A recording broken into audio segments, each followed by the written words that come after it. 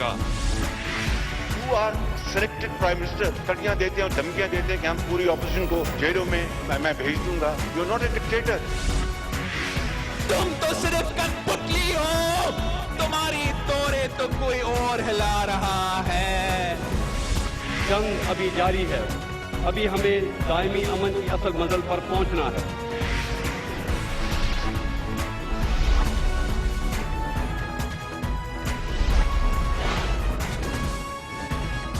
आप देख रहे हैं खबरों, तबसरों और तज्जियात पर मबनी पाकिस्तान का सबसे मोतबर न्यूज शो दुनिया, कामरान खान के साथ।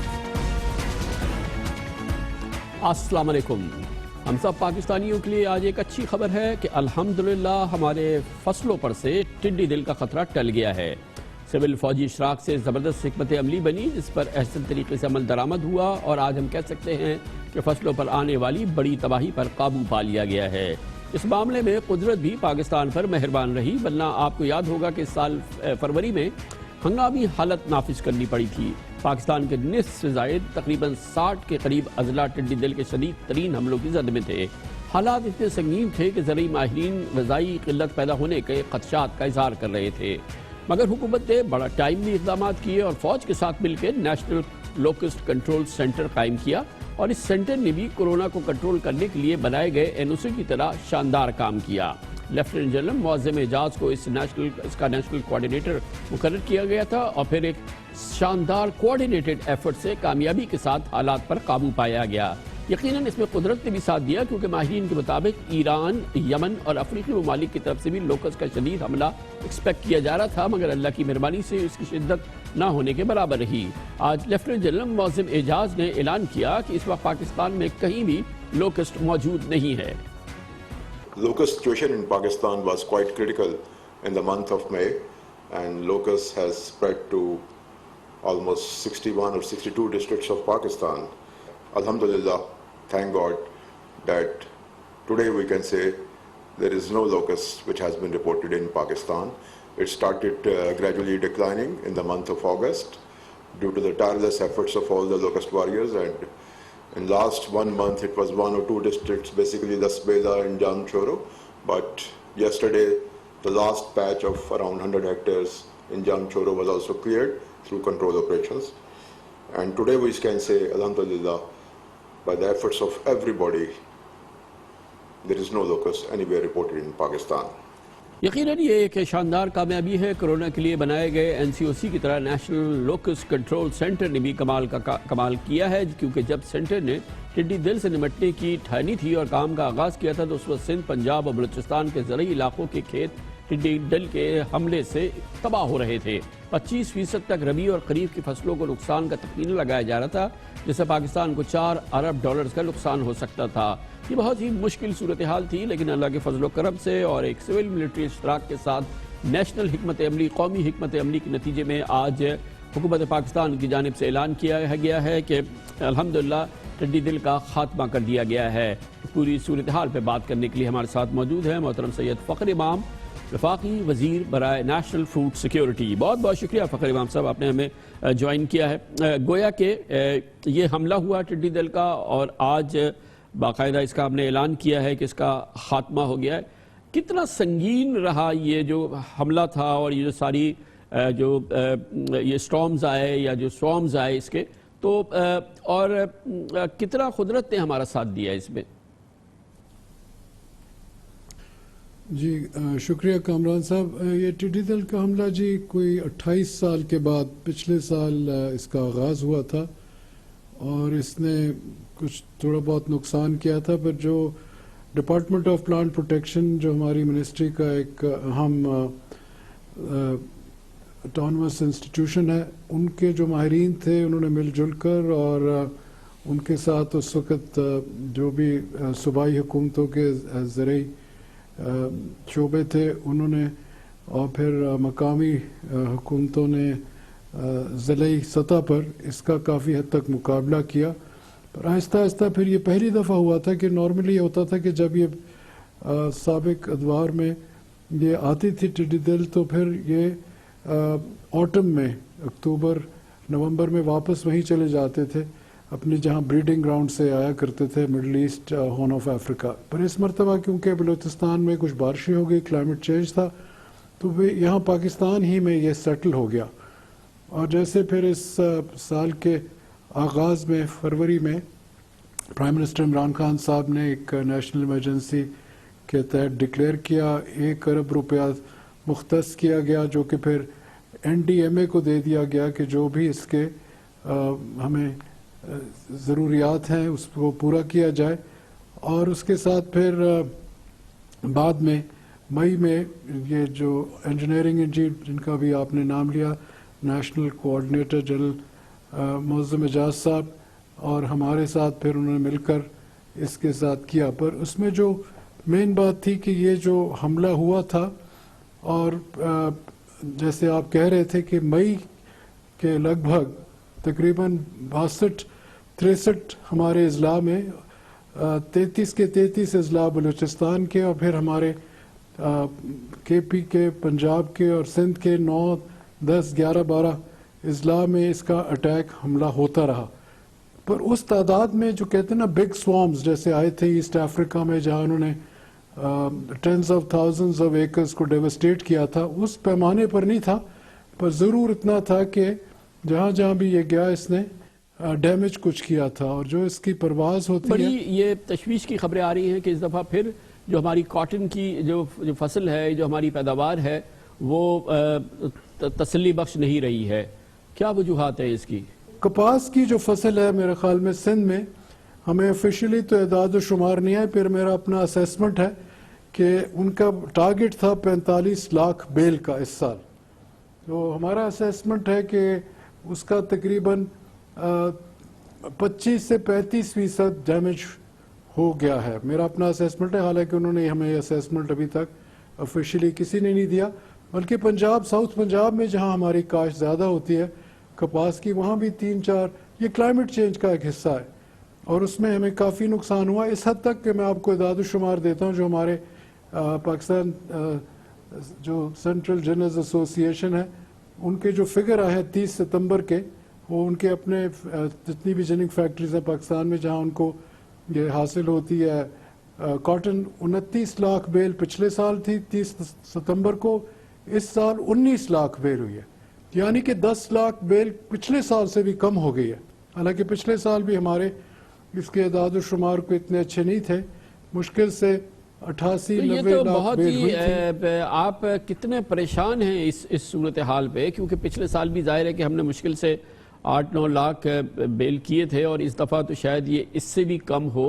ये तो एक बहुत बड़ा चैलेंज है, बहुत बड़ी, इसमें तो बहुत परेशानी की बात है। जी यकीनन बहुत ज़्यादा परेशानी की बात है, बल्कि कल एक यहाँ हमारा वर्ल्ड कॉटन डे था और उसमें एक सेमिनार में यही गुफ्तगू 4 घंटे की हमारी चलती रही। जितने भी स्टेक होल्डर्स हैं, काश्तकार से लेकर जिनर से लेकर स्पिनर से पॉलिसी मेकर्स, हम वहाँ सब इकट्ठे थे और हमने इस चीज़ का इजहार किया कि इस साल की जो सूरत हाल है वो मेरे ख्याल में शायद ही कभी हुई। एक और बड़ी तशवीश का पहलू है, फूड सिक्योरिटी से ताल्लुक़ है। ये जो चीनी की कीमतें हैं, अभी आज ये जो बोर्ड ऑफ स्टैटिस्टिक्स है उसने कहा है कि जी कि 105-110 रुपए किलो चीनी आम हो गई है इस वक्त पाकिस्तान के मुख्तलिफ अजला का उन्होंने दिया है। ये भी एक बहुत तशवीश की बात होनी चाहिए आप लोगों के लिए। जी बिल्कुल है, और इसमें हमारे कॉलीग्स जो हैं वो इसको बहुत हमाद अजहर साहब इसको देख रहे हैं और ये बिल्कुल यकीनन है। पर उसके लिए हुकूमत ने जो फैसला फौरी तौर किया कि हमने 3 लाख टन इंपोर्ट करने का हुकूमत ने फौरन फैसला किया था। लेकिन फकर इमाम साहब 3 लाख टन तो किया, लेकिन उस पर जो सेल्स टैक्स थी उसको तो वैसा का वैसे ही 17.5% रखा, तो वो उससे इंपोर्ट से क्या होगा? वो तो आपने जब सेल्स टैक्स वही रखा तो वो तो मार्केट में जो प्राइस अवेलेबल थी उससे ज्यादा महंगी हो गई वो चीनी जब बाहर से आई। देखिए जी, मेरा ख्याल में ये एक बैलेंस का बात है, क्योंकि ये अगले 6 हफ्ते हमारे लिए क्रिटिकल हैं जिसमें ये आएगा। मेरे ख्याल में वो जो बाहर से चीनी आ रही है, मुझे एग्जैक्ट फिगर याद नहीं, पर मेरा जो कि C&F पर जो ये लैंड करेगी कराची, तकरीबन मेरा जो असेसमेंट है तकरीबन 75 रुपए इक्विवेलेंट पे होगी केजी CNF कराची, फिर उसका जो अप कंट्री का होगा फ्रेट वो अलहदा होगा, कुछ ना कुछ रिलीफ ज़रूर आएगी, क्योंकि जैसे ही मार्केट में ये पहुंचेगी, क्योंकि जैसे आपको ख़ुद पता है कि ये जो चीनी का बहरान आया और जिस तरह के पूरा शुगर का सीरीज़ ऑफ इन्वेस्टिगेशंस हुई सब कुछ, उसके बाद ही एक किस्म का ये बहरान आहिस्ता आहिस्ता जुलाई और में जो इसको ऑफ कैसे देख रहे हैं आप फखर इमाम साहब, जो आटे की कीमत मुसलसल बढ़ रही है पंजाब में भी और सिंध में भी, ये भी एक बिल्कुल अनप्रेसिडेंटेड प्राइसेस बढ़ गई है। मैं उसकी अगर आप इजाज़त दें 1 मिनट में एक्सप्लेनेशन देता हूँ उसकी। पिछले साल आपको याद होगा कि हमारी जो गंदम थी उसके आने के बाद दिसंबर में एकदम कीमतों को बढ़ा दिया। उस वक्त 1300 पे ख़रीदी गई थी और फिर ये एकदम 2000 तक चली गई कोई 45 दिन के लिए। कुछ लोगों ने ज़ख़ीरा अंदोज़ी की थी, मेरा अपना एस्टिमेट है, और फिर उन्होंने रिलीज़ की और जैसे ही उनकी रिलीज़ ख़त्म हुई फिर ये नीचे आ गई। एक दाना इंपोर्ट नहीं हुआ था फरवरी से लेकर अप्रैल तक। पर फिर अप्रैल में जब नया क्रॉप आया इस दफ़ा, तो वही लोग जो इसके आदी हो गए थे कि मार्केट, और फिर इंटरनेशनल प्राइस भी चढ़ गई थी ज़्यादा, हमारी जो लोकल प्राइसेस थी। आम आदमी को ये बताया कि ये आटा इसी दाम मिलता रहेगा या सस्ता हो जाएगा, ये इतनी डिटेल जो है वो बेचारे एक पाकिस्तानी को किधर समझ में, उसको तो ये चाहिए कि वो ये बताओ कि मेरा आटा जो है या 75 रुपए 80 रुपए किलो हो गया है। ये भाई विजय का भी ये डिस्ट्रीब्यूशन का जो होता है, ये जी हमारी जो सूबाई हुकूमतें हैं ना जी, उनका ये काम है कि ये प्राइस जो अपने अपने इलाकों में उसको, उनके पास पावर्स भी हैं, जो कोई होर्डिंग करे वो अंडर एन एक्ट उनको पेनलाइज भी कर सकते हैं, और ऐसे लोग जो कि ये काम करते हैं। हमने इस बात को देखना है कि आया कि उसकी जो है अवेलेबिलिटी वो है या नहीं। मैं ये समझता हूँ कि शायद कुछ ऐसे इलाके हों जहाँ अवेलेबिलिटी कम हो, पर बाय एंड लार्ज पाकिस्तान में ये अवेलेबिलिटी है। उसको सिर्फ खेला, जैसे पिछले साल कीमतें बढ़ा दी, इंपोर्ट भी नहीं हुई, फिर एकदम कीमतें नीचे चली गई। तो उसका वो एक मुख्तलिफ पहलू है जो कि तरीक़ाकार। हाँ जी, इसमें लोकल एडमिनिस्ट्रेशन का पंजाब गवर्नमेंट ने एक काम किया जो दूसरी गवर्नमेंट ने नहीं किया। थैंक यू सो मच फखर इमाम साहब, बहुत बहुत शुक्रिया, बहुत शुक्रिया। कमर्शियल ब्रेक, उसके बाद जिक्र करेंगे पाकिस्तान ने बाकायदा अक़वाम मुत्तहिदा की जनरल असम्बली को मुतले किया है, खबरदार किया है कि भारत पाकिस्तान में मुनज़्ज़म दहशतगर्दी कर रहा है और इसके लिए TTP को और जमातुल अहरार को इस्तेमाल कर रहा है, और उन तमाम दहशतगर्दों की पनाहगाहें अफ़गानिस्तान में मौजूद हैं, जहाँ पर अफ़गान इंटेलिजेंस भी इस सिलसिले में उनकी मदद कर रही है। इसकी बात करते हैं छोटे से वक्त के बाद। Welcome back. पाकिस्तान ने अक़वाम मुत्तहिदा की जनरल असम्बली में बाकायदा बताया है, जनरल असम्बली को अक़वाम मुत्तहिदा को बाकायदा मुत्तले किया है कि भारत तहरीक तालिबान और जमातुल अहरार जैसी कलअदम तंजीमों के ज़रिए, इन दहशतगर्द तंजीमों के ज़रिए पाकिस्तान में दहशतगर्दी करवा रहा है। ये दहशतगर्द भारत की इमा पर पाकिस्तान में अस्करी और सिविल अहदाफ को निशाना बना रहे हैं। अक़वाम मुत्तहिदा में पाकिस्तानी मिशन के फर्स्ट सेक्रेटरी जहांज़ेब खान ने कहा कि गुज़िश्ता एक दहाई के दौरान भारत की जानिब से दहशतगर्दी की कार्रवाइयों के नतीजे में हज़ारों पाकिस्तानी जाबहक और ज़ख्मी हुए हैं। भारत खुफिया तौर पर कलअदम तंजीमों की माली मावनत करता है जो पाकिस्तान में दहशतगर्दी की कार्रवाइयों में मुलव्विस हैं। भारत CPAC प्रोजेक्ट्स को भी नुकसान पहुँचाना चाहता है। जहांज़ेब खान ने बताया अक़वाम मुत्तहिदा को कि गिरफ्तार भारतीय जासूस कुलभूषण यादव पहले ही पाकिस्तान के अंदर दहशतगर्दी की मुनज़्ज़म कार्रवाइयों का एतराफ़ कर चुका है। इसी के साथ मोतबर अमरीकी जरीदे फॉरेन पॉलिसी ने भी भारत और दाइश के गठजोड़ को दुनिया के अमन के लिए एक बड़ा खतरा करार दिया है और लिखा है कि भारतीय दहशतगर्दों के अफगानिस्तान में दाइश के साथ मिलकर लड़ने के वाज़ेह सबूत हैं। भारतीय दहशतगर्दों ने खासकर अफगानिस्तान और शाम को बेस बनाकर दहशतगर्दाना कार्रवाइयों में हिस्सा लिया है। काबुल में सिख गुरुद्वारे पर हमले में भारतीय दहशतगर्द मुलव्विस थे। दाइश और भारतीय गठजोड़ ने 2019 में श्रीलंका में ईस्टर पर बम धमाके भी किए थे। कश्मीर में भी इन दहशतगर्द नासिर ने किरदार अदा किया। जरीदे के मुताबिक हिंदुस्तान के दहशतगर्द ग्रुपों की सरपरस्ती और भारत के अफगानिस्तान में मौजूद नेटवर्क से रवाबित के अब वाज़ेह सबूत मौजूद हैं। पहले भारत सिर्फ खित्ते में दहशतगर्द कार्रवाइयों में मुलविस रहा, अब उसका दायरा कार बढ़ रहा है और इसको रोका ना गया तो ये इलाकाई और बैन अक़वामी अमन के लिए इंतहाई ख़तरनाक होगा, यानी कि वो भारतीय जो बाकायदा दाइश में शरीक हो चुके हैं। इस पूरी कैफियत पे बात करेंगे और इसके लिए हमें ज्वाइन करें जनाब इम्तियाज़ गुल जो डायरेक्टर हैं centre for research and security studies के। बहुत बहुत शुक्रिया इम्तियाज़ गुल साहब। बाकायदा अक़वाम मुत्तहिदा से पाकिस्तान ने कहा है कि ये जो TTP और जमातुल अहरार है جو کہ پاکستان کے ٹرائبل ایریاز میں اور دوسرے جو پرانے ٹرائبل ایریاز تھے مسلسل جو دہشت گرد کارروائیاں ہو رہی ہے. ایک تو یہ تحریک طالبان اور جماعت الاحرار کرتی ہے اور یہ پوری کی پوری بھارت کی پشت پناہی ہے. اس پہ بھارت پاکستان میں دہشت گردی کروا رہا ہے. جی میرا خیال ہے کامران کہ پاکستان نے کافی دیر کی ہے اس معاملے کو بین الاقوامی سطح پہ اٹھانے میں. کافی عرصے سے کم از کم 15 برسوں سے یہ واضح ہو گیا تھا کہ پاکستان کے اندر جتنی کارروائیاں ہو رہی ہیں وہ بنیادی طور پہ پراکسی ٹیررزم ہے. اور اس کے لیے میں آپ کو لے جانا چاہوں گا 31 دسمبر 1999. آپ بھی ان دنوں واشنگٹن پوسٹ کے لیے کوریج کر رہے تھے جب بھارتی طیارہ اغوا ہو کر کے کندھار لے جایا گیا تھا. وہاں پہ جو چیف نیگوشیٹر تھے بھارت کے وویک کاجو وہ بات چیت کے لیے آئے تھے ان لوگوں کے ساتھ. اور بعد میں میری جب 31 دسمبر کی صبح ان سے ملاقات ہوئی تو اس میں انہوں نے بڑا واضح طور پہ کہا کہ امتیاز آپ کے لوگوں نے ہمارے ساتھ جو کچھ کیا ہے ہم یہ برداشت کر لیں گے لیکن اب ہم آپ کے ساتھ جو کر سکتے ہیں وہ شاید آپ برداشت نہیں کر پائیں گے. پھر آپ نے دیکھا کہ دسمبر 2007 میں تحریک طالبان پاکستان بنی. اس سے پہلے وہی وویک کاجو 2002 میں سفیر بن کے 3.5 سال تک کابل میں رہے اور وہاں پہ ہم یہ فرض کر سکتے ہیں کہ انہوں نے کافی نیٹ ورک کی, لوگوں سے تانے بانے جوڑے, جس کے نتیجے میں TTP بنی دسمبر 2007 میں. اور اس کے بعد سے جس انداز میں پاکستان کے خلاف یہ کارروائیاں شروع ہوئیں, پاکستان کی فوج کو, جنرل ہیڈ کوارٹر کو, ISI کے جو آفیسز تھے, تنصیبات تھے, ان کو نشانہ بنایا گیا, تو اس سے بڑا ظاہر ہو رہا تھا کہ جو کچھ بھی اس وقت ہو رہا ہے وہ باقاعدہ پراکسی ٹیررسٹ یعنی پاکستانی اور افغان سہولت کاروں کی مدد سے بھارتی ایک ایجنڈا پہ عمل ہو رہا ہے. اور اسی حوالے سے آپ کو یاد ہوگا کہ اکتوبر 2009 میں ایک 12 بھارتی افسران تھے, ریٹائرڈ افسران تھے, جن میں اجیت دوول بھی شامل تھے, ان میں سابق ان کے ہائی کمشنر پارتھا سارتھی بھی شامل تھے. ان کی ایک باقاعدہ بیٹھک ہوئی تھی ٹائمز آف انڈیا کے تحت اور اس میں انہوں نے مل کے کہا تھا کہ پاکستان کے اندر جتنی کمزوریاں ہیں پاکستان کی اور افغانستان میں وہ اس کا ہمیں فائدہ اٹھانا چاہیے, یعنی exploit the fault lines within Pakistan.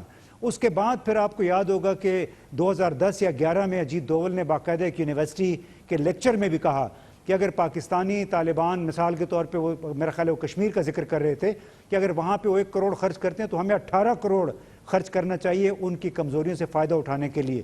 تو پھر کلبھوشن جادو کا جب مسئلہ آیا تو میں سمجھتا ہوں اس پہ Pakistan last a big opportunity. وہاں پہ بین الاقوامی طور پہ ہم اس کیس کو صحیح مارکیٹ نہیں کر سکتے. جیسے آپ نے بہت تفصیل سے اور بہت ہی امپورٹنٹ ڈیولپمنٹس کے ساتھ جو گراؤنڈ پہ بالکل ٹھوس چیزیں ہیں ان کے ساتھ ان تمام معاملات کو منسلک کیا ہے, یقیناً یہ بہت ہی مضبوط آرگیومنٹس ہے. لیکن یہ سارا کام کہ دنیا پاکستان کو کس طرح سے دہشت گردی کا نشانہ بنایا جا رہا ہے, یہاں پہ 60-70 ہزار لوگوں کی شہادتیں ہو گئیں, یہاں پہ کتنا بڑا اکانومی کو نقصان ہوا ہے, کس قسم کی دہشت گردی. ابھی بھی دیکھیں نا, پاکستان اسٹاک ایکسچینج پہ اٹیک ہو گیا, چائنیز کانسلیٹ پہ اٹیک ہو گیا. یہ ساری چیزوں کے باوجود ہم دنیا کو یہ باور نہیں کرا پائے کہ یہ کھلی بھارت کی دہشت گردی ہے اور یہ بھارت جو ہے وہ ایک دہشت گرد ریاست کا کردار ادا کر رہا ہے. جی بالکل صحیح کہا آپ نے. ہماری میرا خیال مارکیٹنگ جو ہماری کمیونیکیشن ہے اس میں کافی فرق رہا. مثال کے طور پہ جب ہم نے کلبھوشن جادو کو پکڑا تو دنیا کو ہم یہ نہیں بتا سکے کہ یہ صاحب اگر سرونگ انڈین نیوی آفیسر ہے تو یہ مبارک حسین پٹیل کے نام سے اس کے پاس, یعنی مسلمان نام کا ایک پاسپورٹ اس کے پاس کیا کر رہا تھا. صرف اگر یہی نقطہ لے کے ہمارے سفارتکار, ہمارے جتنے بھی حکام ہیں, یہ دنیا کو باور کراتے تو میرا خیال ہے بہت پہلے پاکستان کے حوالے سے اور بھارت کے کردار کے حوالے سے جو کہ ابھی فارن پالیسی وغیرہ میں ذکر ہو رہا ہے, یہ باتیں بہت پہلے بین الاقوامی یہ بھی ہم نے دیکھا ہے کہ ایک جانب تو یہ چیز اجاگر نہیں ہوتی جو بھارت کی دہشت گردانہ کارروائیاں, ریاستی دہشت گردانہ جو کارروائیاں ہیں, ریاستی دہشت گردی ہے. دوسری جانب جو بھارت کے اندر اپنی دہشت گردی ہو رہی ہے یا جو اس کے لوگ جو دہشت گردی میں ملوث ہو رہے ہیں یا جو اب داعش کے ساتھ بھارتی شہریوں کا جو رابطے بن رہے ہیں, وہ بھی عالمی میڈیا میں اس طرح سے ہائی لائٹ نہیں ہوتی. اگر لوگ ہوتے اور ان کی پاکستانی شناخت ہوتی یا پاکستانی ان کی شہریت ہوتی تو یہ دنیا کا میڈیا اس کو کسی اور طریقے سے ہائی لائٹ کرتا، لیکن بھارت اور داعش کا یہ رابطہ جو ہے اس کو اس طریقے سے میڈیا نہیں ملتا ہے۔ نہیں بالکل، اس لیے کہ بھارت تو ایک ڈارلنگ ہے نا پورے مغربی ممالک میں، ان کے لیے شائننگ انڈیا، سیکولر انڈیا، اس کے بارے میں تو کوئی منفی بات سننا ہی نہیں چاہتا تھا، حالانکہ بہت کم معلوم ہے لوگوں کو، اور اس بات کا ذکر اقوام متحدہ کے سیکریٹری جنرل کی رپورٹوں میں موجود ہے کہ بھارت نے کشمیر میں اور آسام میں ٹرمینیشن سکواڈز بنائے ہوئے ہیں، خاص طور پہ کشمیر میں اخوان المسلمین کے نام سے ایک گروپ آپریٹ کرتا ہے، اس کو آپ کاؤنٹر انسرجنٹ بھی کہہ سکتے ہیں، اور وہ چن کے ان لوگوں کو ختم کرتا ہے جو ان کے نزدیک کشمیر کی تحریک آزادی کے لیے آکسیجن فراہم کرتے ہیں، اس کو سپورٹ کرتے ہیں۔ اسی قسم کے گروپس آپ کو معلوم ہوگا آسام میں، تریپورہ میں بھی موجود ہیں، تو یہ اس پہ پردہ پڑا رہا، خاص طور پہ گزشتہ سال 5 اگست تک جس وقت بھارت نے کشمیر پہ زبردستی قبضہ کر کے اس کو زبردستی اپنی ٹیریٹری میں شامل کر لیا ہے۔ اس کے بعد سے اب جس انداز میں وہاں پورے بھارت کے اندر کشمیر سمیت جو حقوق انسانی کی خلاف ورزیاں سامنے آئی ہیں، اور اس میں تمام جرائد نے، تمام نمایاں اخبارات نے اس پہ رپورٹ کیا ہے، تو اب لگتا ہے کہ وہ جو پردہ تھا بھارت پہ پڑا ہوا تھا، اس کے جو بین الاقوامی out of the Indian borders, یعنی افغانستان میں، پاکستان میں وہ جو کچھ کرتا رہا ہے، ایون تامل ٹائیگرز کا آپ کو معلوم ہے سری لنکا میں ان کو یہ سپورٹ ملتی تھی تامل ناڈو سے، تو وہ کافی اب ایکسپوز ہو گیا ہے بھارت کا یہ کردار۔ تھینک یو، بہت بہت شکریہ جناب امتیاز گل ہمارے ساتھ موجود ہے۔ کمرشل بریک اس دوران نیوز ہیڈ لائنز دیکھیں، اس کے بعد ہم اپنے پروگرام کے باقی حصے کے ساتھ واپس آتے ہیں۔ آپ دیکھ رہے ہیں خبروں، تبصروں اور تجزیات پر مبنی پاکستان کا سب سے معتبر نیوز شو دنیا، کامران خان کے ساتھ۔ کئی دنوں سے جاری اپوزیشن رہنماؤں کی حکومت مخالف تقاریر، جس میں نواز شریف، دوسرے پی ایم ایل این کے لیڈر شاہد خاقان عباسی، بلاول بھٹو وغیرہ شامل ہیں۔ آج عمران خان کا دن تھا۔ وزیر اعظم عمران خان آج ایک عوامی اجتماع میں پوری فارم میں نظر آئے۔ عمران خان نے آج جی بھر کے دل کی بھڑاس نکالی، اپوزیشن پر اسی انداز کے جملے کسے جو کہ ان پر کسے جا رہے تھے، شرکا کو مزاحیہ تنقید سے لطف اندوز کیا اور خوب دل کا غبار ہلکا کیا۔ عمران خان نے عوام کو سمجھایا کہ اپوزیشن نے حکومت مخالف تحریک کیوں شروع کی ہے۔ وزیر اعظم نے واضح کیا کہ اپوزیشن کی اسٹیبلشمنٹ سے مخاصمت کی وجوہات کیا ہیں، لیگی قیادت کو آئی ایس آئی سے شکایات کیا ہیں، اور نواز شریف کو آخر مسئلہ کیا ہے۔ آج وزیر اعظم عمران خان نے ایک بار پھر حزب اختلاف کی قیادت کو این آر او نہ دینے کے عزم کا اظہار کیا، عزم نو کیا۔ اسلام آباد میں آل پاکستان انصاف لائرز فورم کے سیمینار سے وزیر اعظم نے خطاب کرتے ہوئے کہا کہ سارے بے روزگار سیاستدان اکٹھے ہو گئے ہیں اور یہ چوری کریں، ڈاکہ ڈالیں، لیکن انہیں کوئی ہاتھ نہ لگائے کیونکہ یہ خود کو قانون سے اوپر سمجھتے ہیں۔ یہ جو سارے بے روزگار سیاستدان اکٹھے ہو گئے ہیں، اب سب پوچھیں کہ یہ سارے اکٹھے ہوئے کیوں ہیں؟ یہ سارے اکٹھے اس لیے ہوئے ہیں کہ قانون کی بالادستی نہیں مانتے، ہم جواب دہ نہیں ہیں، ہم چوری کریں، ہم ڈاکے ماریں، ہمیں کوئی ہاتھ نہ لگائے۔ لوگ نکلتے ہیں کسی مقصد کے لیے، کسی نظریے کے لیے نکلتے ہیں، لوگ نکلتے ہیں ظلم کا مقابلہ کرنے کے لیے، لوگ کسی کی چوری بچانے کے لیے نہیں نکلتے۔ خود لندن بیٹھا ہوا ہے، کارکنوں کو کہہ رہے جناب آپ جا کے آپ سڑکوں پر نکلیں اور اس کی چوری بچائیں۔ اگر یہ کلاس یہ سمجھ رہی ہے کہ سڑکوں پہ نکل کے عمران خان کو بلیک میل کر لیں گے، جدھر آپ نے قانون توڑا، میں آپ کو آج واضح کر رہا ہوں کہ میں سیدھا آپ جیل میں جائیں گے۔ یہ جو اس وقت جنگ ہو رہی ہے، یہ فیصلہ کن جنگ ہے، یہ اسٹیبلش کرے گی کہ سارے لوگوں کے اوپر قانون جتنا مرضی طاقتور ہو، قانون کے وہ نیچے ہے۔ General Musharraf N R O دے گیا دونوں کو، یہ آج آپ کے سامنے سب کے میں کہہ رہا ہوں، جس دن ان کو این آر او ملا، یہ اپنے ذہن میں ڈال لیں، یہ پاکستان کی تباہی ہوگی۔ وزیر اعظم عمران خان کا کہنا تھا کہ فوج سے مسئلہ کیا ہے اپوزیشن کا۔ انہوں نے کہا کہ نواز شریف کو مسئلہ یہ ہے کہ آئی ایس آئی کو ان کی کرپشن کا پتہ چل جاتا ہے، یہ لوگ آئی ایس آئی کو قابو کرنے کی کوشش کرتے ہیں تو لڑائی ہو جاتی ہے۔ آج وزیر اعظم عمران خان نے کہا کہ بقول نواز شریف لیفٹیننٹ جنرل ظہیر الاسلام کی جانب سے ان سے استعفے مانگنے کی اصل وجہ بھی یہی تھی۔ پاکستانی فوج کے اوپر یہ جو انگلیاں اٹھا رہے ہیں، میں ان سے سوال پوچھتا ہوں کہ مجھے کیوں نہیں کوئی پرابلم؟ مجھے کوئی پاکستانی فوج سے क्यों प्रॉब्लम नहीं है? मैं जरा आज को बताना चाहता हूँ कि इनका मसला क्या और मुझे क्यों नहीं कोई मसला। इशू ये है, अगर आज इमरान खान पैसा बनाना शुरू कर दे और अगर मैं यहाँ से पैसा चोरी कर करके बाहर मनी लॉन्ड्रिंग शुरू कर दूँ, तो सबसे पहले हमारी ISI को पता चलेगा। क्यों पता चलेगा? क्योंकि ISI एक दुनिया की टॉप एजेंसी है, मानते हैं उसको।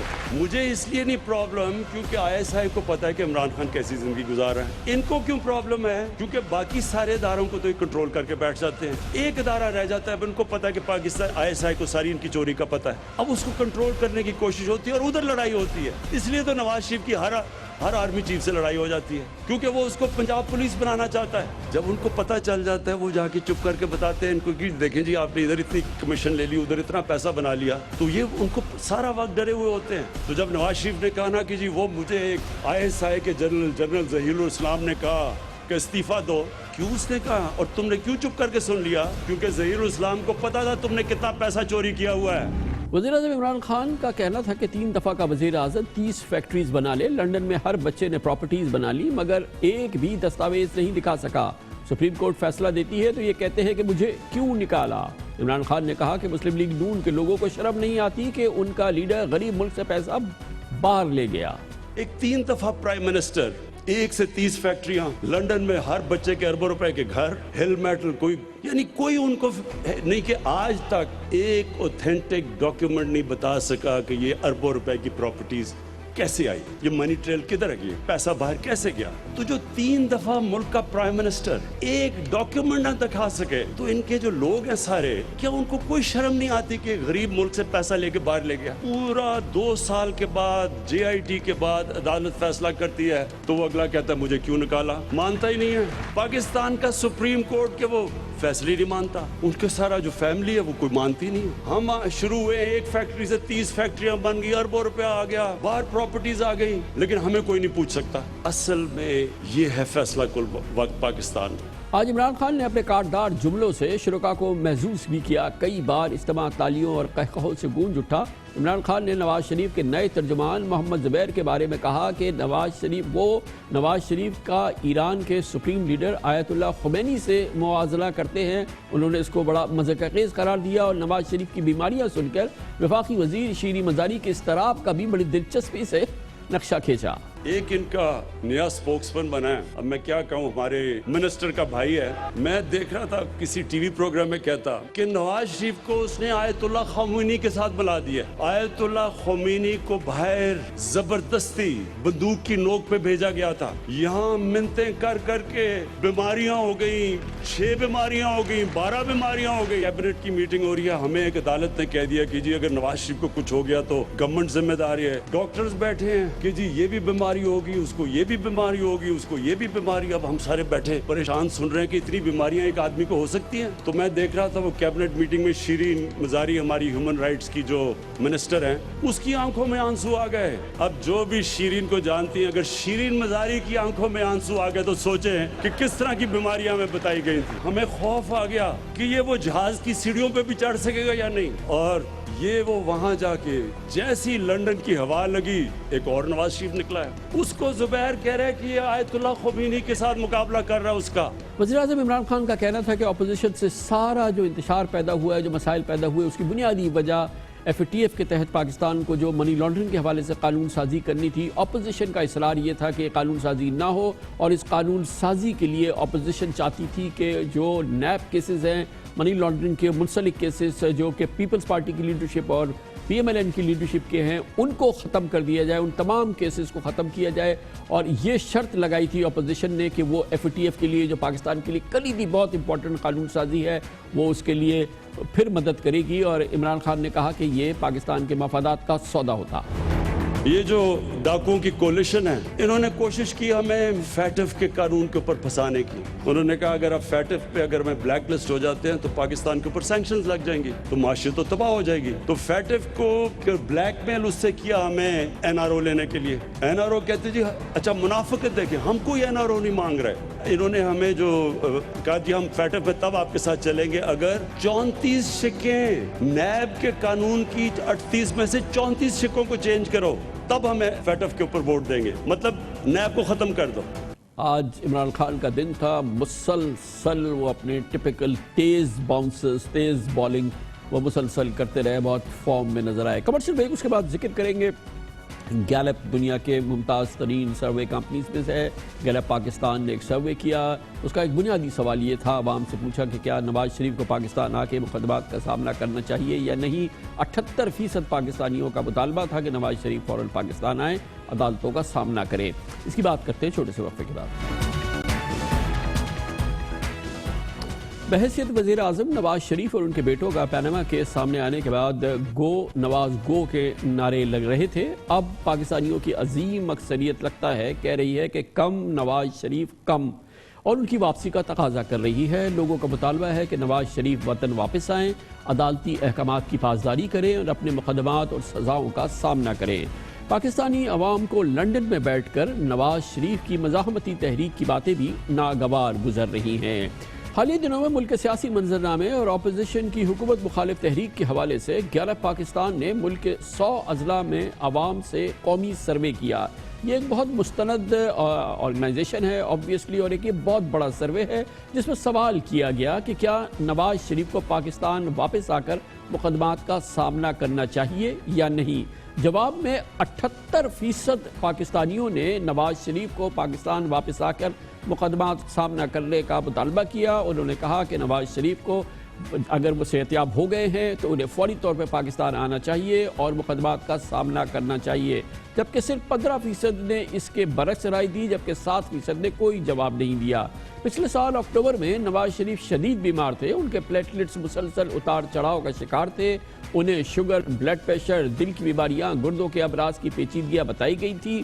متعدد ٹیسٹ کے باوجود میڈیکل بورڈ نواز شریف کی بیماری کی تشخیص نہیں کر پا رہا تھا۔ عدالتی کارروائی کے تحت نواز شریف کو العزیزیہ ریفرنس میں 8 ہفتوں کے لیے سزا معطلی کی اجازت ملی تھی، اور وہ طبی ضمانت پر پچھلے سال 19 نومبر کو لندن چلے گئے تھے، اور ظاہر ہے کہ جانے کا مقصد یہ تھا کہ انہیں فوری طور پہ علاج کرانا تھا۔ مسلم لیگ نون کی قیادت کا اصرار تھا کہ نواز شریف کا علاج بیرون ملک میں ہی ممکن ہے، کیونکہ وہ بہت پیچیدہ بیماریوں میں ان کو وہ اس کا شکار ہیں۔ مگر اللہ کا کرنا ایسا ہوا یا جو بھی ہوا کہ لندن پہنچتے ہی نواز شریف کی شدید بیماری میں تیزی سے افاقہ ہو گیا، بلکہ شاید بہت زیادہ افاقہ ہوا۔ لاہور میں نواز شریف ICU میں زیر علاج تھے، مسلسل ICU میں رہے، کچھ عرصے گھر میں بھی گئے تو گھر میں بھی ICU بنانا پڑا، لیکن لندن میں نواز شریف ایک رات بھی ہاسپٹل میں داخل نہیں ہوئے۔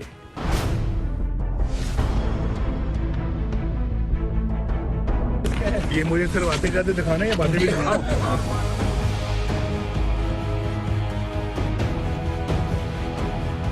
جیتا میں تھا، ڈکلیئر ان کو کر دیا گیا ہے، ہنس رہے ہیں آگے سے۔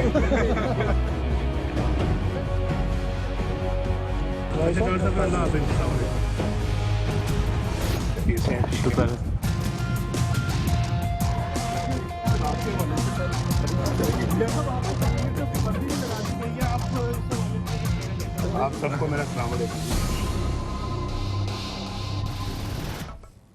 اس پس منظر میں اور آپ نے دیکھا کہ ماشاءاللہ جناب نواز شریف بہت حساس بشاش نظر آ رہے ہیں، صحیح معنوں میں حساس بشاش ماشاءاللہ فریش نظر آ رہے ہیں، مگر اسی لیے شاید 3 ہفتے قبل جناب نواز شریف کی سیاست میں بھرپور واپسی ہوئی اور قرائن و شواہد ان کی مکمل صحت بندی کی گواہی دے رہے ہیں۔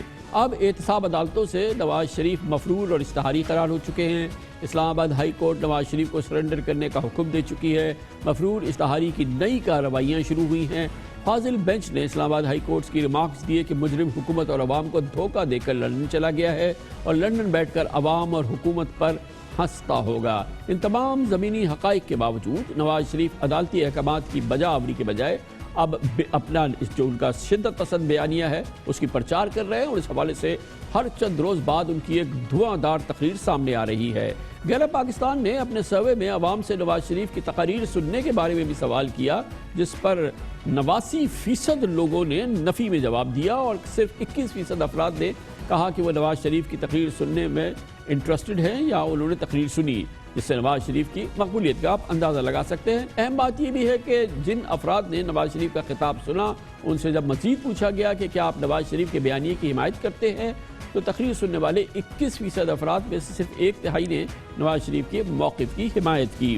بہرحال مجموعی جو اس سروے کا جو جز نظر آ رہا ہے، جو اس کا جو فوکس نظر آ رہا ہے، جو عوام کا جس میں اکراس دا بورڈ رائے نظر آ رہی ہے، یہ 78% لوگ کہتے ہیں کہ نواز شریف کو ملک واپس آنا چاہیے، وہ حشاش بشاش نظر آ رہے ہیں اور اپنے مقدمات کا سامنا کرنا چاہیے، عدالتوں کے سامنے حاضری دینا چاہیے۔ ملک کے موجودہ سیاسی پس منظر میں جناب نواز شریف کی واپسی، کیا اس کا قیاس کیا جا سکتا ہے؟ اور لندن میں بیٹھ کے ان کی مزاحمتی تحریک کو کتنی کامیابی مل سکتی ہے؟ ان تمام امور پہ بات کریں گے، اور اس کے لیے ہمیں جوائن کر رہے ہیں پاکستان کے بہت ہی ممتاز سینئر صحافی، ایڈیٹر رہ چکے ہیں، جناب سجاد میر ہمارے ساتھ موجود ہیں۔ بہت بہت شکریہ سجاد میر صاحب، آپ نے ہمیں جوائن کیا ہے۔ یہ فرمائیے گا کہ نواز شریف اپنی سیاست کا ایک نیا دور شروع کر رہے ہیں، لندن سے وہ ایک مزاحمتی تحریک کا آغاز کر رہے ہیں۔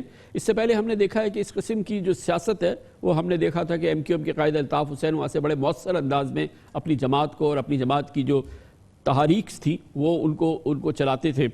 نواز شریف صاحب ایک مخصوص پس منظر میں لندن تشریف لے گئے ہیں، اب وہاں سے وہ ایک مزاحمتی تحریک کو لیڈ کرنے کا ارادہ رکھتے ہیں، اور وہ بہت ہی پچھلے ہم نے 15-20 دن میں دیکھا کہ وہ اس سلسلے میں بہت زیادہ ایکٹیو ہیں۔ کتنی اس کی عوام کو اس کی عوامی پذیرائی ملے گی اس کی؟ اور کیونکہ بہرحال ہم نے دیکھا کہ گیلپ سروے میں عوام چاہتے ہیں کہ ان کو واپس آنا چاہیے اور کیسز کا سامنا کرنا چاہیے۔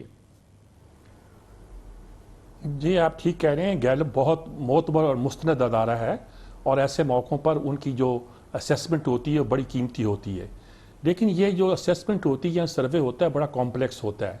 مثلا اب جو لوگوں کی رائے دی گئی وہ ان لوگوں کی رائے تھی جنہوں نے تقریر سنی، اور ان سننے والوں کی اکثریت یہ چاہتی ہے کہ وہ ان کے بیانیے سے متفق دکھائی دیتی 33% کی، اور جو متفق 33% ہے اور جو متفق نہیں ہے وہ 37% ہے۔ لیکن وہ لوگ جو کہ انہوں نے تقریر نہیں سنی یا تقریر میں نہیں ہے، ان کی رائے کا یہاں اندازہ کسی ایک اور انڈیکیٹر سے ہوتا ہے، جہاں یہ کہا گیا ہے کہ 51% لوگ یہ چاہتے ہیں کہ نواز شریف جو ہے یعنی یہ چاہتے ہیں کہ نواز شریف کی یہ بات درست ہے کہ ہماری معیشت خراب ہوئی ہے، اور 44% سمجھتے ہیں کہ نہیں یہ بیانیہ ٹھیک نہیں ہے۔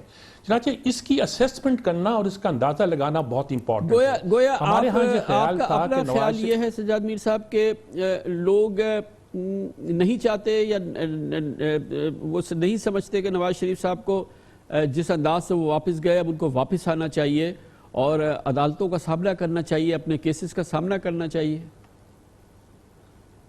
نہیں میں یہ نہیں کہتا، میں دیکھو نا اسیسمنٹ کرنے کی بات ہے، میں اس پہ اصولی سی بات کر رہا ہوں کہ مثال کے طور پر جو لوگ یہ چاہتے ہیں کہ نواز شریف واپس آئے، لازمی نہیں وہ سمجھتے ہیں کہ نواز شریف بھاگا ہوا ہے، نواز شریف بگوڑا ہے، بلکہ اس لیے وہ کہتے ہیں کہ اور بولڈ ہو اور آگے بڑھو، اپنی تحریک کو تیزی دینے کے لیے پاکستان آؤ اور پاکستان آگے ڈٹ کر مقابلہ کرو۔ مثال کے طور پر گویا سجاد میر صاحب آپ بالکل سمجھ گئے، آپ یہ فرما رہے ہیں کہ وہ چاہتے ہیں کہ بالکل آپ مزاحمت کریں، مزاحمتی تحریک چلائیں اور آپ آئیں، اور مگر اس کے لیے آپ پاکستان آئیں اور پاکستان آ کے پھر اس مزاحمتی تحریک کو چلائیں۔ گویا کہ شاید لندن سے تحریک کو چلانا شاید ان کو اتنا پسند نہ ہے۔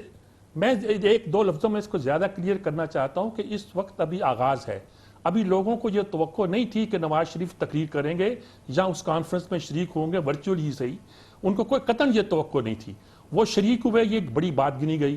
اس کے بعد انہوں نے جو تقریر کی، غالباً اس تقریر نے ان کے ساتھیوں کو بھی، چاہے بلاول ہو چاہے فضل الرحمان ہو، سب کو حیران کر دیا کہ نواز شریف نے یہ سٹانس جو لیا ہے یہ گویا اپنی ساری کشتیاں جلا دینے کے مترادف ہے، یعنی یہ کہنے کے مترادف ہے کہ اگر پاکستان میں میری کوئی عام حالات میں گنجائش بنتی تھی کسی سے انڈرسٹینڈنگ کرنے کی یا جس کو آپ ڈیل کہتے ہیں وہ کرنے کی، تو وہ میں نے ختم کر دی ہے، اب وہ صورتحال نہیں ہے۔ اس کشتیاں جلانے کی جو کا بیانیہ ہے، جو آپ کو ان کے لب و لہجہ گفتگو میں کشتیاں جلانے والی، جو بہت سے لوگ کہہ رہے ہیں کہ انہوں نے ڈیسپریشن میں کی اور انہوں نے کشتیاں جلا دی ہیں اپنی، ان کی اپنی جماعت یا دوسری اپوزیشن کتنی تیار ہے، وہ کتنا چاہتی ہے کہ ہم بھی سب کشتیاں جلا دیں؟ دیکھیں میں ایک بات بتاؤں آپ کو، یہ جب مشرف کے خلاف ان کے پریزیڈنٹ کا الیکشن ہونا تھا تو اپوزیشن نے فیصلہ کیا تھا کہ ہم استعفے دے دیں گے اسمبلیوں سے، اس وقت نہ فضل الرحمان نے استعفے دیے تھے وقت پر، ڈیلے کیا تھا، اور نہ پیپلز پارٹی نے مستعفی ہوئی تھی، بلکہ انہوں نے صرف واک آؤٹ کیا تھا اسمبلیوں کا، جس کا مطلب تھا کہ اس کا فائدہ مشرف کو پہنچے گا۔ چنانچہ یہ جو بہت سی باتیں کی جاتی ہیں کہ پیپلز پارٹی کا سٹیک ہے، سندھ میں سٹیک ہے، یا فضل الرحمان صاحب غالباً اقدام کرتے ہوئے سوچیں گے وہ آخری وقت میں کوئی لین دین کر کے معاملے کو بدل بھی سکتے ہیں، تو اس کو رول آؤٹ نہیں کیا جا سکتا۔ خواجہ آصف کا یہ بیان کہ میں ان کو بلیو نہیں کرتا، ان پر ٹرسٹ نہیں کرتا، غالباً اس اشارے کی طرف ہے کہ ان کو کنوے کیا جائے کہ ماضی میں آپ کا ریکارڈ جو ہے وہ درست نہیں رہا ہے۔ یہ ساری باتیں پارٹیوں کے اندر رہیں گی۔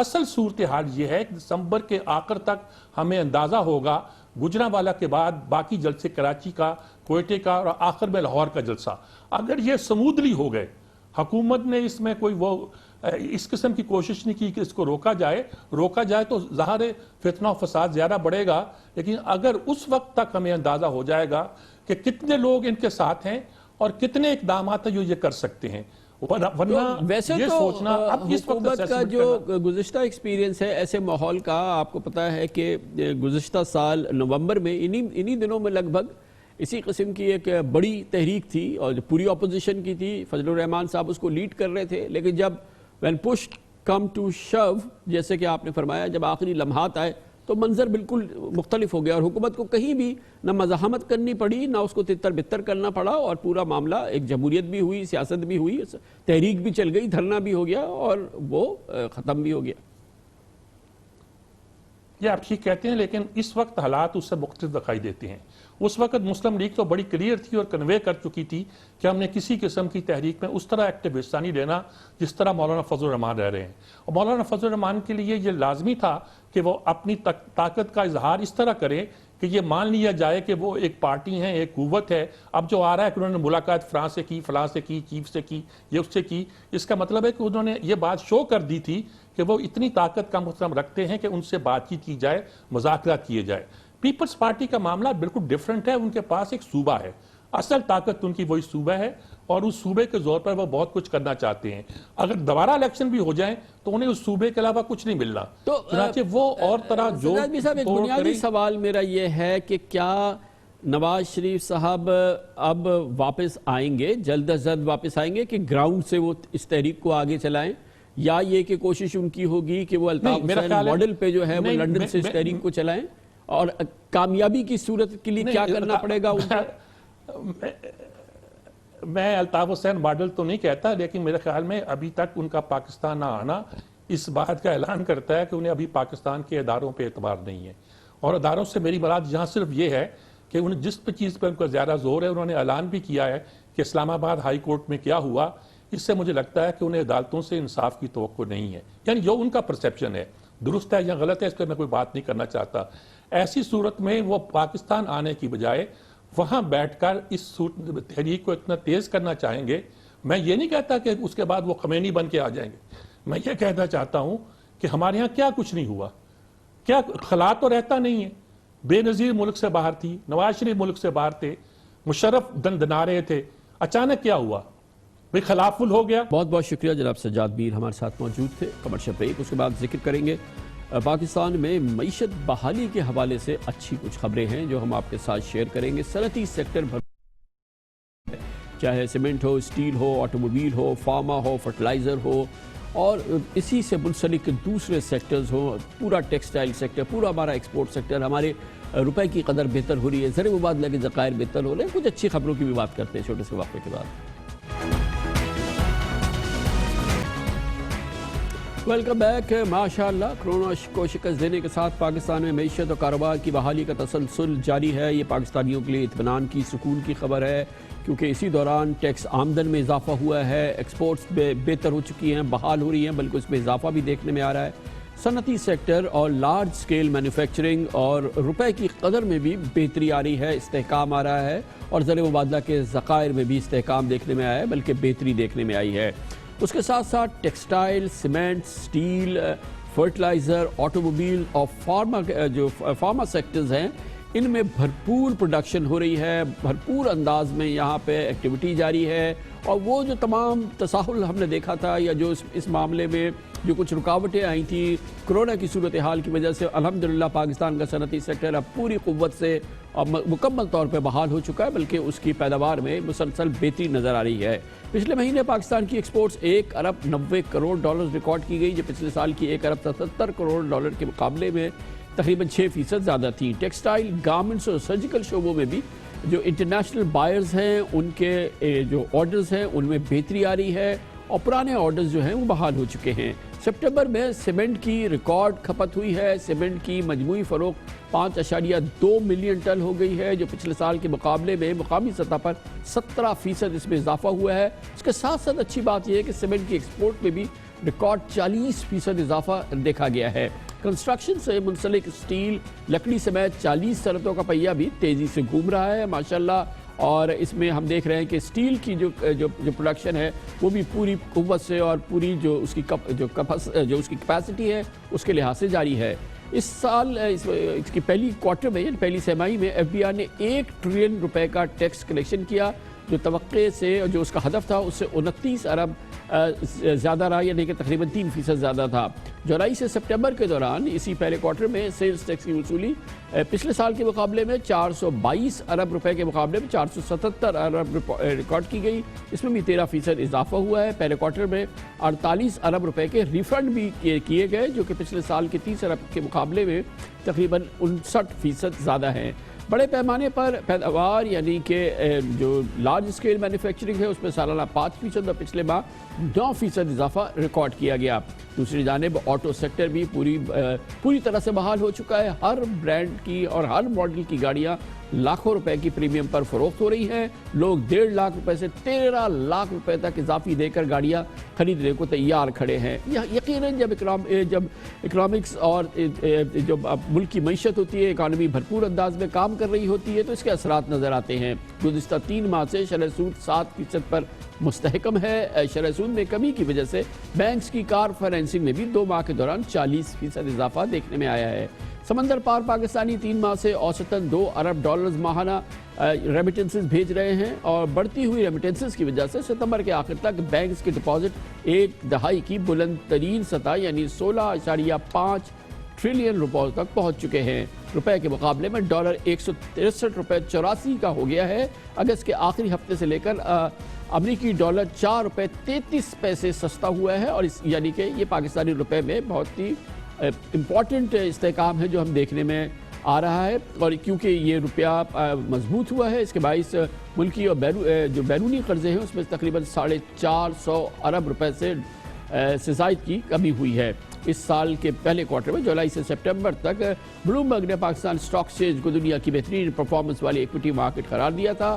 اتار چڑھاؤ کے باوجود پچھلے 3 ماہ میں اسٹاک بازار نے 18% ریٹرن دیا ہے۔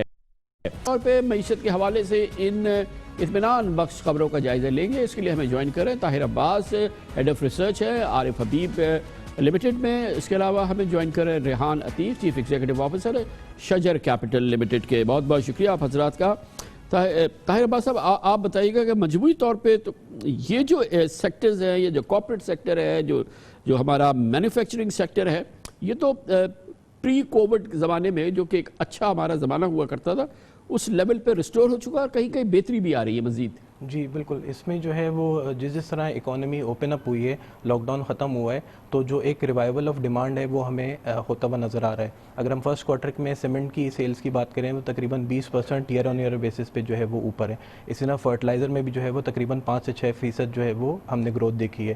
اگر ہم آٹو سیکٹر کی بات کریں تو وہاں بھی تقریباً 4 سے 5% ایک کوارٹر میں جو ہے وہ year on year growth I ہے، اور آگے جاتے ہوئے بھی لگ رہا ہے کہ جون تک جو ہے وہ یہ سیکٹر بھی گرو کرے گا۔ ٹیکسٹائل سیکٹر میں اگر ہم دیکھیں تو جیسا بھی آپ نے کہا کہ ہمارے پاس جو آرڈر ہیں، جو ہمارے ایکسپورٹ اورینٹڈ سیکٹر ہے، اس میں جو ہے وہ ایک اچھا پائل اپ ہمارے پاس آرڈرز کا ہوا ہے، اور آگے چلتے ہوئے ہم لوگ دیکھ رہے ہیں کہ اگلے 9 مہینوں میں اس میں بھی گروتھ کا مومنٹم جو ہے وہ کنٹینیو کرے گا۔ تو آپ نے جس طرح بات کی کہ جو پری کووڈ لیولز ہیں اس پہ مورلیس اس سے بہتر لیولز پہ جو ہے وہ اس وقت ایک اور اچھا انڈیکیٹر ہے جس کا ابھی ہم نے ذکر نہیں کیا کہ جو موٹر بائکس ہیں ان کی بھی جو پروڈکشن ہے لوکل، اور پھر ان کی جو سیلز ہیں وہ بھی کافی روبسٹ ہو گئی ہے۔ جی بالکل، یہ جو ہے وہ کووڈ کے بعد اس میں کافی ڈکلائن آ گیا تھا، لیکن جب جیسے جیسے اکانومی کھلی ہے جولائی کے منتھ سے اگر ہم آن ورڈز دیکھیں تو اس میں بھی جو ہے وہ آن ایوریج 10 سے 12% کی ایئر آن ایئر بیسس پہ گروتھ آ رہی ہے۔ تو اس سے یہ پتہ چلتا ہے کہ اکانومی میں جو ہماری پرچیزنگ پاور ہے وہ آہستہ آہستہ ریوائیو ہو رہی ہے، اور اکانومی جو ہے وہ ایک نارملائزیشن فیز کی طرف جو ہے وہ موو ہو رہی ہے۔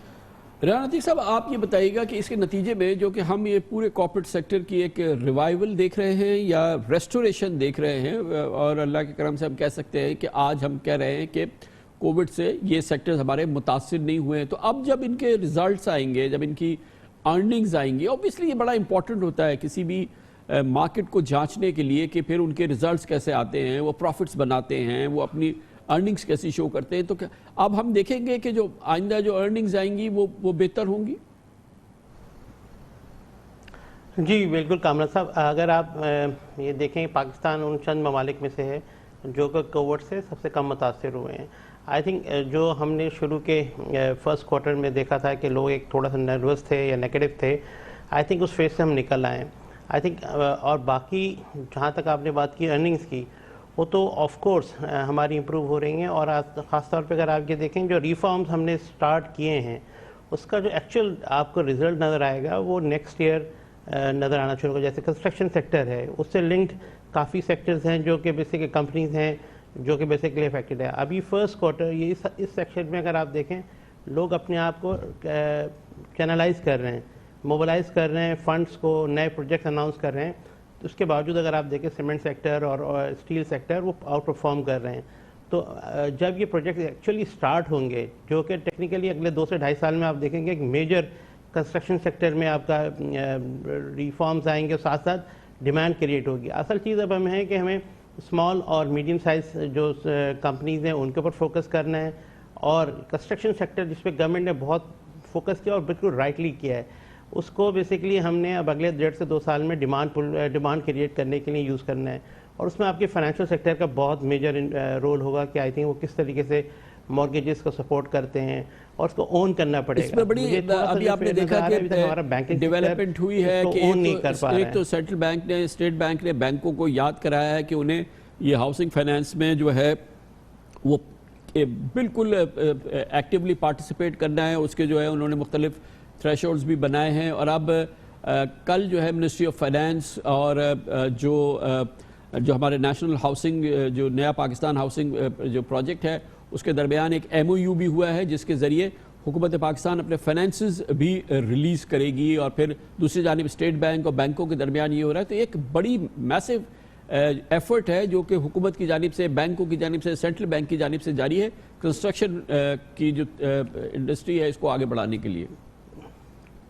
जी कामरान भाई, आई थिंक मैं यही कह रहा हूँ कि आपकी जो फाइनेंशियल सेक्टर और बैंकिंग सेक्टर है, अगर आप कुछ बैंक देखें वो बहुत प्रोएक्टिवली इस चीज़ को पब्लिसाइज भी कर रहे हैं और सोशल मीडिया पे भी कर रहे हैं, जिसमें नेशनल बैंक है, बैंक ऑफ पंजाब है और इस तरह और दूसरे बैंक हैं जो इसको ओन करके एक्टिवली पार्टिसिपेट कर रहे हैं इसमें।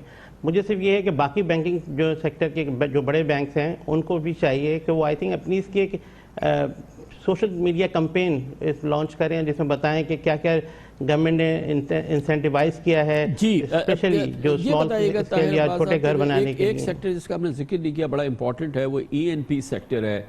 ये एक बीमार सेक्टर समझा जाता है, और जब तक ये पूरी तरह से सेहतयाब नहीं होगा या ये कि ये अपनी साउंड फुटिंग्स पे वापस नहीं आएगा, पाकिस्तान की मईशत आगे नहीं बढ़ सकती। क्या करंट स्टेटस आप देख रहे हैं, कहीं light at the end of the tunnel आपको नज़र आ रही है? जी देखिए, इसकी जो परफॉर्मेंस अच्छी नहीं रही है वो एक तो लोअर ऑयल प्राइसेस की वजह से, जो हमने देखा था कि अप्रैल में जो ऑयल प्राइसेस क्रैश हुई थी, नेगेटिव टेरिटरी में चली गई थी, फिर उसके बाद रिबाउंड हुई।